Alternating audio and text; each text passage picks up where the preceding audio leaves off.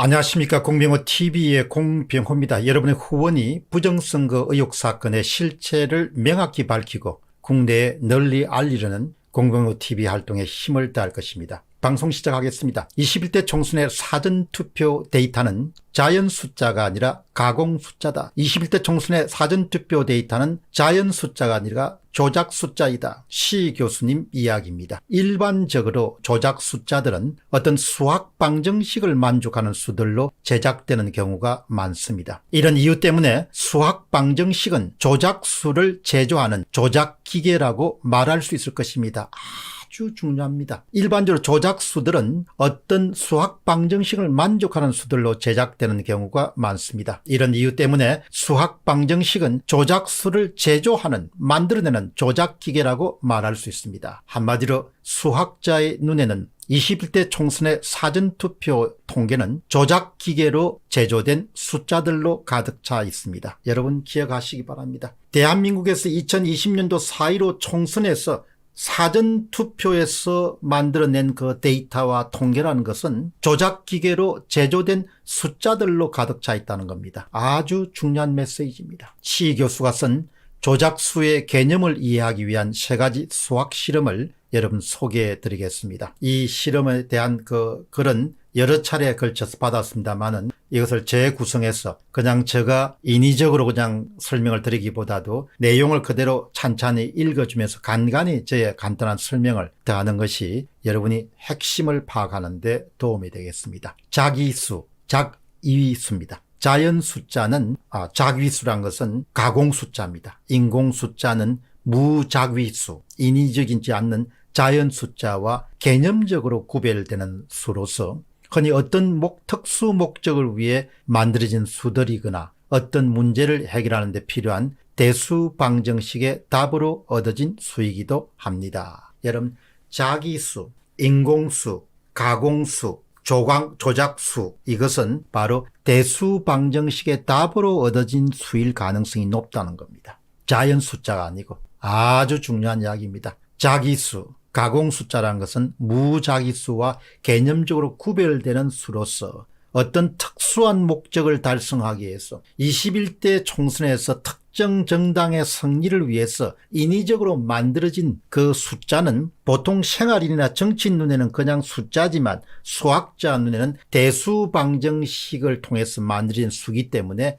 해답을 찾아낼 수 있고 조작의 증거를 찾아낼 수 있다는 겁니다. 아래에 소개하는 3가지 수학 실험은 무작위수와 작위수의 개념 차이, 자연 숫자와 인공 숫자의 개념 차이를 쉽게 하기 위해서 제작된 것입니다. 이 실험은 사전선거 득표수 조작 의혹의 수학적 분석 과정을 보다 쉽게 이해하는 데 지침이 되는 수학 모델이기도 합니다. 여러분, 여기서 실험 1, 실험 2, 실험 3 3가지 소개됩니다. 조금 어렵습니다.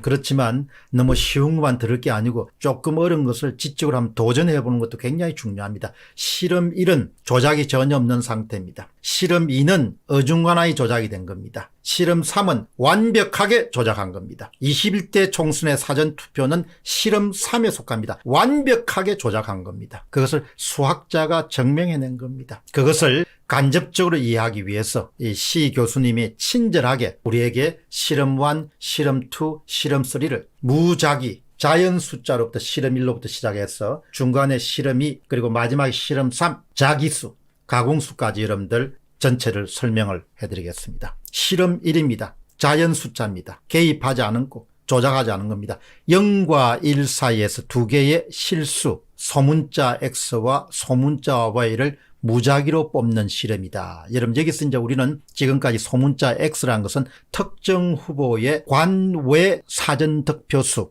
그 다음에 소문자 Y는 특정 후보의 관내 사전 득표수를 뜻했습니다. 0과 1 사이에 2개의 실수를 무작위로 뽑는 실험이다. 아무런 개입이 없는 겁니다. 여러분, 이미지를 한번 보시기 바랍니다. 따라서 X와 Y는 자유도가 degree of freedom이라고 합니다. 자유도가 각각 1인 수입니다. 이들 2개의 수를 순서상 가로 열고 X와 Y로 나타내면 길이가 1인 단위인 정사각형 내부의 한 점입니다. 따라서 실험 1은 단위 정사각형 내부에서 한 점을 뽑는 실험과 동일합니다. 여러분 이해가 좀 안 되더라도 얼추 이해되면 그냥 한두 번 정도 더 들으면 됩니다. 그러니까 실험 1이라는 것은 개입이 없는 상태이기 때문에 지금 말씀드린 것처럼 정사각형 내부에서 임의로 한 점을 선택하는 것과 같습니다. 그래서 개입이 없고 조작이 없기 때문에 분포도가 굉장히 많은 점을 자유롭게 찍을 수 있고 어떤 종류의 수학적 규칙성이나 패턴을 발견할 수가 없습니다. 그것이 바로 실험 1입니다. 실험 1, 완전 개입이 없는 상태입니다. 20대 총선은 완전히 개입돼 없었습니다. 그러나 21대 총선은 바로 실험 1이 아니고 실험 2도 아니고 실험 3에 가깝다 이렇게 보시면 되겠습니다. 실험 2입니다. 실험 1은 어중간하게 개입한 겁니다. 이 P와 비슷한 이 숫자를 기호를 그리스어로 로우라고 합니다. 로우를 연과 일 사이에 고정된 실수라고 하자. 실험 1에서와 같이 두 실수 X, Y를 뽑되 선택하되 그 합이 반드시 로우가 되도록 뽑는 실험이다. 그렇게 합니다. 그러니까 약간의 제약 조건이 주어지는 겁니다. 엄격한 제약 조건은 아니지만 그 제약 조건이 주어지기 때문에 이제 행동 반경에 구속을 받게 되죠. 그러니까 자유도가 훨씬 더 실험 1에 비해서 낮아지게 됩니다. 그러니까 자연 숫자와 인공 숫자 사이에 어중간한 정도로 우리가 상식적으로 해석을 하면 좋겠습니다. 이 실험에서는 실험 1에서 자유도가 각각 1이었던 X와 Y 두 수 가운데서 어느 하나는 반드시 자기의 자유도를 잃고 0이 되어야 한다. 여기서 X는 자유도 1을 유지하고 Y는 자기의 자유도 1을 포기한다고 서로 약속한다고 하자. 결국은 자연 숫자에 멀어질수록 자유도를 잃어버린다 이렇게 보시면 좋겠습니다. 이미지 한번 보시죠. 이 약속은 자유도를 잃어버린다는 이야기는 아까처럼 사각형 안에 아무데나 위치할 수 있는 것이 아니고 이제는 거의 비스듬하게 꺼진 직선 위에 어느 점에 위치해야 된다는 것을 뜻합니다. 그만큼 제약을 받게 되는 것이죠. 이 약속은 Y가 자기의 자유를 포기하고 X의 의지에 따라서 결정되는 수가 되겠다는 것을 뜻한다. 실제로 Y값은 X가 하나 값을 선택하면 Y값은 1차 방정식인 Y=는 P-X 혹은 Rho-X의 해답, 솔루션으로 자동 주어지게 된다. 그러니까 실험 1에서는 X든 Y든 자기 마음대로 선택할 수 있지만 실험 2에서는 X는 Y에 의해서 구속되고 Y도 X에 의해서 구속된다는 거죠. 자유도를 많이 상실하게 된다는 겁니다. 따라서 실험 2는 실험 1에서와 같이 단위 정사각형 내부에서 무작위로 한 점, 가로 열고 X, Y를 뽑되 제약 조건, 추가 조건이 주어진다는 겁니다. 그 X 플러스 Y=는 P 혹은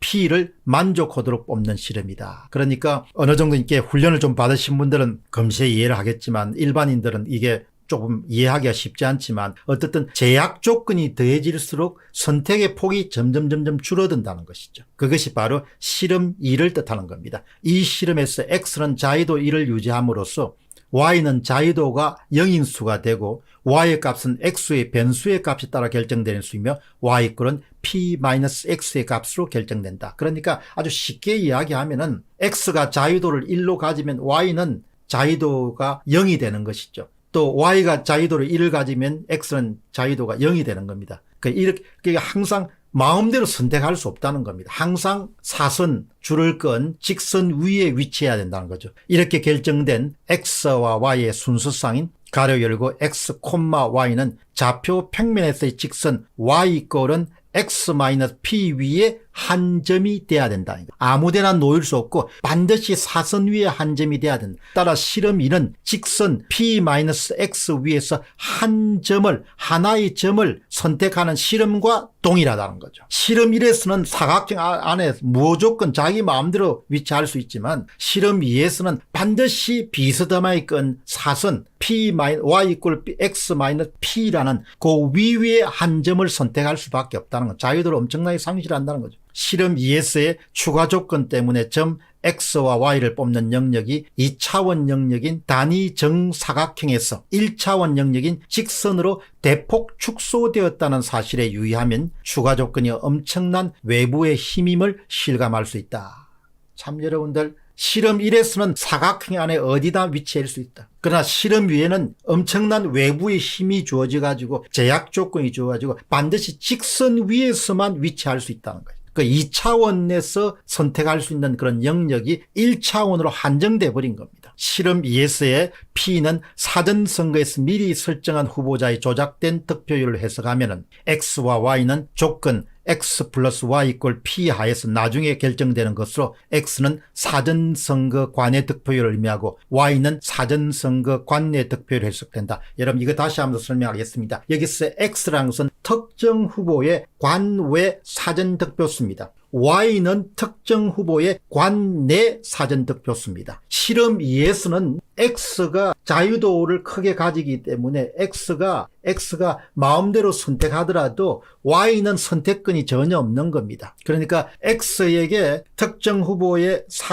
관외 사전 득표수나 득표율이 결정되면은 Y는 그게 종속돼서 선택권 없이 그냥 결정될 수밖에 없다는 겁니다. 만약 정상적인 사정선거라면은 먼저 X와 Y가 정해지고 나중에 그 합인 연과 일사의 값으로 결정되는 후보자의 득표율이 P가 결정되지만 따라서 X, Y의 영역은 2차원 동력인 삼각형이 안에서 결정된다. 만일에 정상적인 사고라면은 지금 이야기하는 그 삼각형 안에 어느 지점에 속할 수 있지만 지금처럼 엄격한 제약 조건, 누군가 조작을 상당 부분 개입하게 되면은 결국은 삼각형 영역에서 그냥 삼각형의 마지막 변인 사선에서 한 점을 선택할 수밖에 없는 그런 딱한 상황에 처하게 된다는 겁니다. 그 이야기를 말씀을 드리는 겁니다. 자, 그런데 이것도 훨씬 외부의 압력이 많이 가해진 경우거든요. 그런데 21대 총선의 사전투표는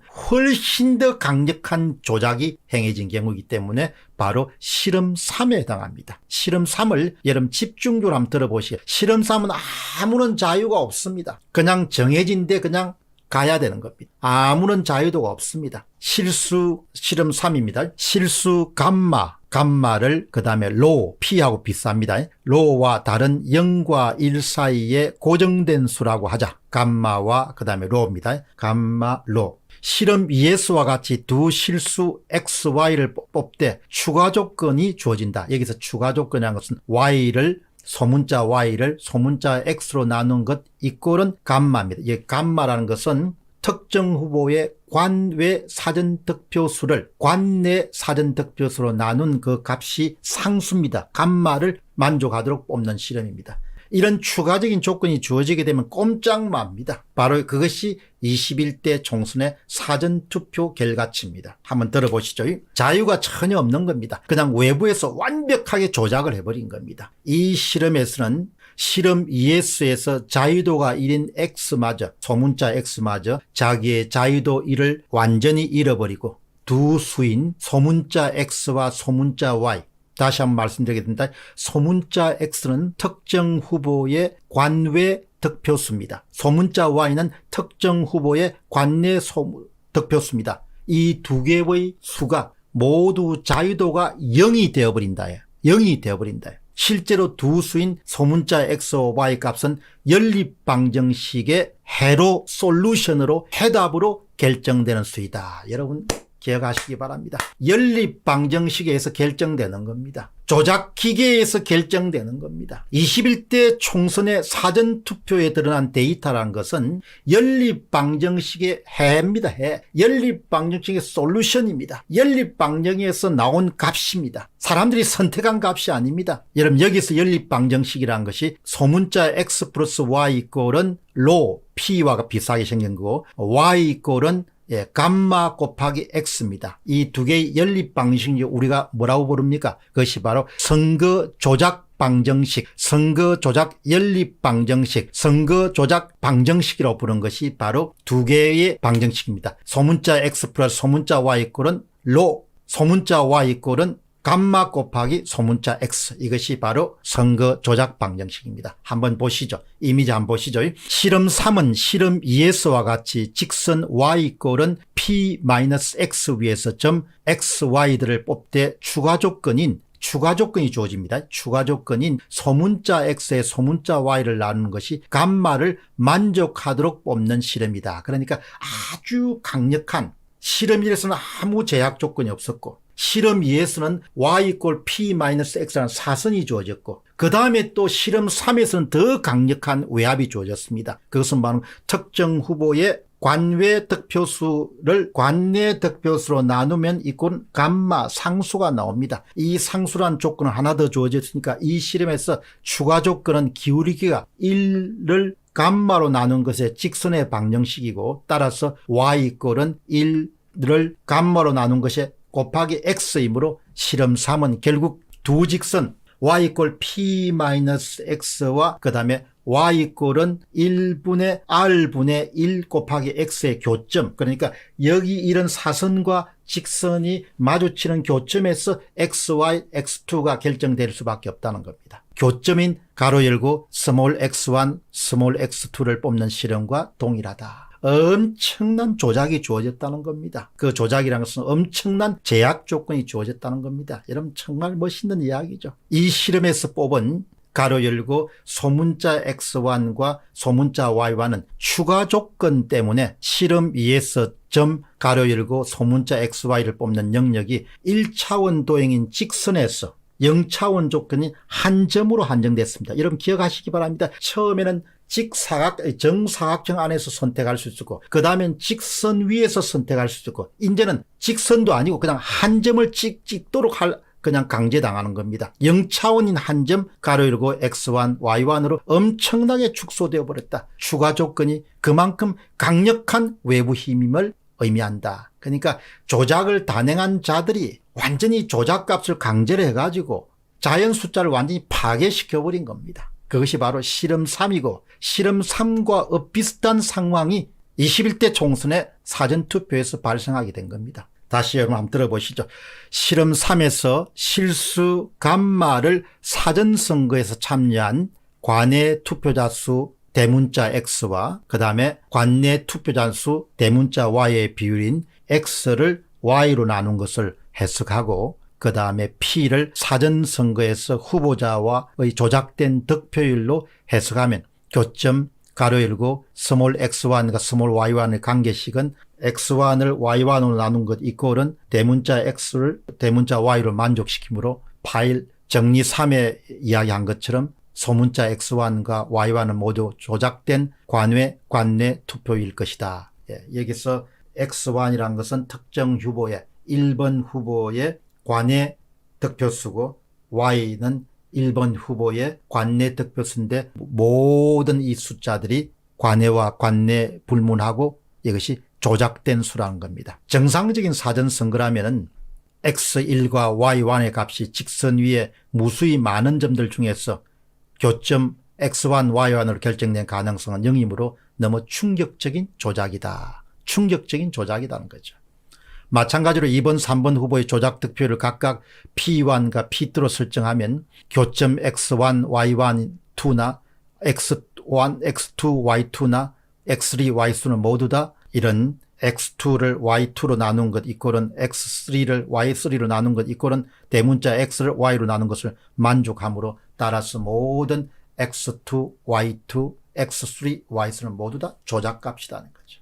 결론 내겠습니다. 여러분 조금 어려우셨을 텐데 실험 1에서 두 수 가로 열고 XY는 무작위수임을 설명하고 있고 따라 수학에서는 이 무작위수를 모두 다 확률 변수, 랜덤 베리어블이라고 부른다. 실험 2와 3에서는 두 수의 자유도를 제약하는 조건들 때문에 실험 1에서 원래 갖고 있던 무작위성을 빼앗겨버리고 자기수가 되어버렸다. 여러분들 실험 2와 실험 3은 결국은 가공 숫자가 탄생했다는 겁니다.